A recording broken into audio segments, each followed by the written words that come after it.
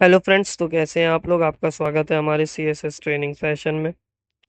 आज हम एक काफ़ी इंटरेस्टिंग टॉपिक डिस्कस करने वाले हैं जो है सीएसएस बैकग्राउंड, यानी कि कैसे आप अपनी वेब पेजेस को और ज़्यादा अट्रैक्टिव बना सकते हो बैकग्राउंड कलर्स, इमेज और इफेक्ट का यूज़ करके। तो चलिए शुरू करते हैं आज का सेशन। सबसे पहले प्रॉपर्टी है बैकग्राउंड कलर। इस प्रॉपर्टी से आप किसी भी एलिमेंट का बैकग्राउंड कलर सेट कर सकते हो। फॉर एग्जांपल, अगर मैं चाहूँ कि मेरा पेजेस का बैकग्राउंड कलर लाइट ब्लू हो, तो मैं कैसे करूँगा। तो मैं उसको कुछ इस तरीके से लिखूंगा, बैकग्राउंड कलर लाइट ब्लू। तो यहाँ पे आप लोगों को रिजल्ट दिख रहा है इसका, कि जो उसका पीछे जो बैकग्राउंड कलर है वो लाइट ब्लू है। जैसे कि मैं कोड एडिटर में आप लोगों को बता देता हूँ यहाँ पर। जैसे आप लोगों को यहाँ पे H1 दिख रहा है, ये H1 यहाँ पर आ रहा है। अब ये मैं जो बॉडी है, बॉडी को मैं दे रहा हूँ बैकग्राउंड कलर लाइट ब्लू, तो इसकी जो बॉडी है उसका कलर हो गया लाइट ब्लू। जैसे कि मैं यहाँ पर आप लोगों को कलर चेंज करके बता देता हूँ। जैसे मैं ले लेता हूँ यहाँ पर डार्क रेड। देखिए यहाँ पे जो कलर है वो क्या हो गया, डार्क रेड हो गया। और अब आता है बैकग्राउंड इमेजेस का कॉन्सेप्ट, जो वेबसाइट को और ज़्यादा विजुअली अपीलिंग बनाता है। अगर मैं चाहूँ कि एक इमेज मेरे डिव के बैकग्राउंड में हो, तो मैं यूज़ करूँगा बैकग्राउंड इमेज प्रॉपर्टी। तो यहाँ पे आप लोग देख सकते हो हम लोग कैसे यूज़ करते हैं स्टाइल के अंदर। यहाँ पर मैं बैकग्राउंड इमेज प्रॉपर्टी लिया, उसके अंदर यहाँ पर यूआरएल लिया, यूआरएल के अंदर मैंने अपना जो भी मेरा फाइल पाथ है वो मैंने डाल दिया। तो मैं आप लोगों को यहाँ पर अपना कोड एडिटर ओपन कर लेता हूँ, इसके अंदर मैं बता देता हूँ। यहाँ पे आप लोगों को दिख रहा है बैकग्राउंड इमेज, उसके अंदर यूआरएल, और यहाँ पर ट्रीज डॉट जेपीजी करके एक इमेज है जो कि यहाँ पर है, वो मैंने यहाँ पर ले लिए trees dot JPG. Same folder में, इसीलिए ट्रीज डॉट जेपीजी, अगर कोई और फोल्डर में होता तो यहाँ पे फोल्डर का नाम आ जाता। और देन स्लैश डाल के ट्रीज डॉट जेपीजी। तो यहाँ आप लोग देख सकते हैं यहाँ पे बॉडी है, बॉडी के अंदर यहाँ पर H1 है और पी टैग्स है बहुत सारे। तो यहाँ पर मैं क्या करता हूँ, इसको सेव कर लेता हूँ, और जो मेरा आउटपुट है वो कुछ इस तरीके से यहाँ पर आप लोगों को दिखाई देगा। यहाँ पे देखिए बैकग्राउंड में ये इमेज लग गई है। अब बात करते हैं बैकग्राउंड रिपीट की। कभी कभी आपको इमेज को रिपीट नहीं करना होता है, या फिर सिर्फ हॉरिजेंटली या वर्टिकली रिपीट करना होता है। इसके लिए आपको बैकग्राउंड रिपीट प्रॉपर्टी का यूज़ करना पड़ेगा। और देन उसके अंदर देखिए यहाँ पर जो है रिपीट की जो कुछ वैल्यूज है, जैसे कि repeat, repeat x, repeat y, no repeat, space, round. तो अभी हम लोग क्या करेंगे, यहाँ पर जो हम लोगों का है नो रिपीट वैल्यू, वो हम लोग यूज़ करके देखेंगे कि हम लोग उसको कैसे यूज़ करते हैं। तो यहाँ पर जो मेरा नॉर्मली आप लोगों को कोड दिख रहा है वो कुछ इस तरीके से है। और यहाँ पर मेरा जो आउटपुट आ रहा है वो कुछ इस तरीके से यहाँ पे आप लोगों को दिख रहा है, कंटेंट इनसाइड द डिव जो भी है। यहाँ पर अभी इमेज देखिए, मेरी जो इमेज है मैं आप लोगों को दिखा दूँ। वो इमेज कुछ इस तरीके से सिंपली इमेज है। और यहाँ पर जो आप लोगों को इमेज दिख रही है वो देखिए, यहाँ पर एक, दो, तीन और चार, ये अलग अलग इमेजेस आप लोगों को दिख रही। तो अब मैं इसको क्या करता हूँ, यहाँ पर मैं सेट करता हूँ बैकग्राउंड रिपीट, नो रिपीट। अब मैं इसको सेव करता हूँ। तो देखिए अब मेरी जो इमेज है वो रिपीट होना बंद हो गई है इस वैल्यू से। तो हम लोग रिपीट नहीं करने के लिए हम लोग यूज़ करते हैं नो रिपीट। और अलग अलग आप लोग वैल्यूज़ वगैरह भी यूज़ कर सकते हो। अब हम बैकग्राउंड को पोजीशन करना भी सीखते हैं। काफ़ी बार हमने बैकग्राउंड इमेजेस को सेंटर या किसी स्पेसिफिक पोजीशन पे लगाना होता है। इसके लिए आप बैकग्राउंड पोजीशन प्रॉपर्टी का यूज़ करते हो। तो यहाँ पे हम लोग जो है बैकग्राउंड की कुछ वैल्यूज़ है, उसकी जो पोजीशन है उसकी कुछ वैल्यूज़ है, left, top, centre, centre, right, bottom. और हम लोग पिक्सल वगैरह भी इस्तेमाल कर सकते हैं। तो यहाँ पर अभी देखिए, यहाँ पे कुछ ये इमेज इस तरीके से दिखाई दे रही है। मैं एक दूसरी इमेज ले लेता हूँ। यहाँ पर मेरी एक हाइकिंग की इमेज है, वो कुछ इस तरीके से यहाँ पर है। तो मैं ये इमेज को कॉल करा लूँगा यहाँ पर। यहाँ पे मैं डाल देता हूँ हाइकिंग डॉट जेपीजी। इसको मैं सेव करता हूँ। यहाँ देखिए ये इमेज कुछ इस तरीके से दिखाई दे रही है।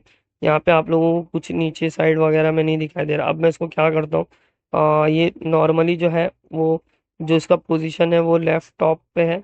अब मैं इसको बैकग्राउंड जो इसकी पोजीशन है उसको सेंटर सेंटर करके देखता हूँ। Centre, centre. अब देखिए जो मेरी इमेज है कुछ इस तरीके से दिखाई दे रही है। तो इस तरीके से हम लोग पोजीशन वगैरह भी सेट कर सकते हैं।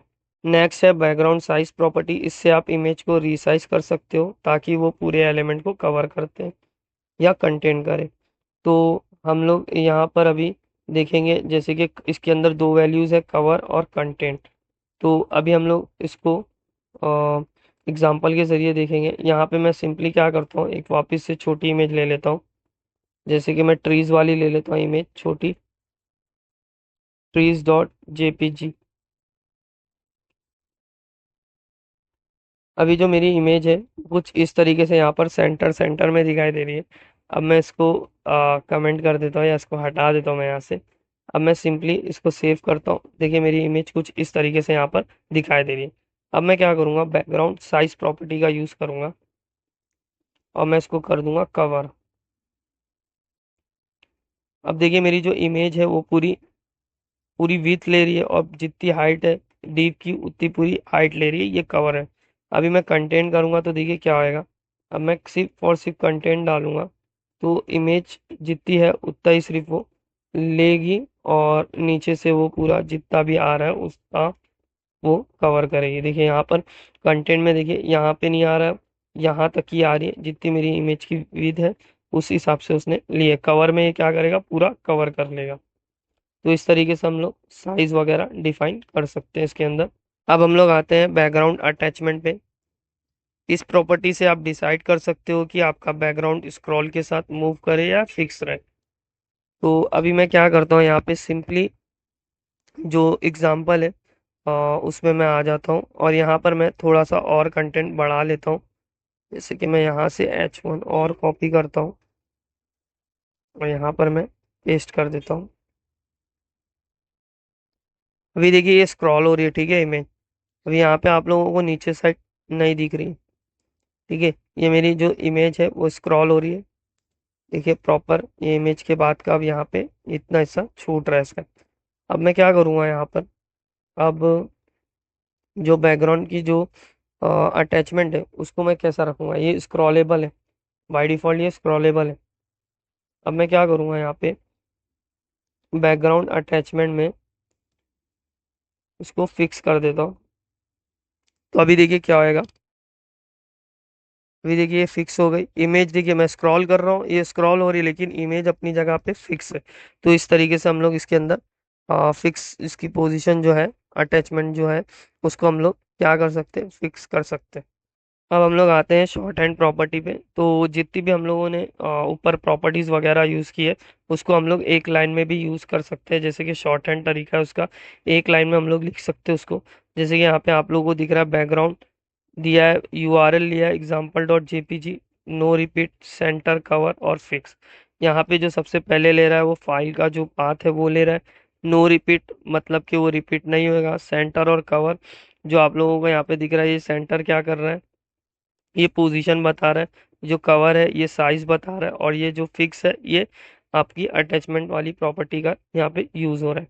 तो हम लोग इसको सिंपली कॉपी करेंगे और मैं यहाँ पे इसको पेस्ट कर देता हूँ। इसको मैं यहाँ पे चेंज कर लेता हूँ। यहाँ पे मैं ले लेता हूँ ट्रीज।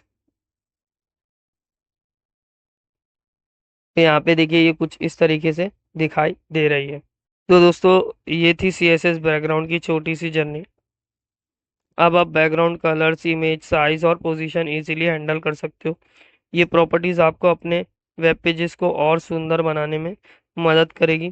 परफॉर्मेंस और ब्राउज़र कंपेबिलिटी का ध्यान रखना, और जैसे जैसे प्रैक्टिस करोगे वैसे वैसे एक्सपर्ट बनते जाओगे। अगर आपको कुछ और जानना है तो आप कमेंट में पूछ सकते हो। Keep smiling and happy coding. Thank you.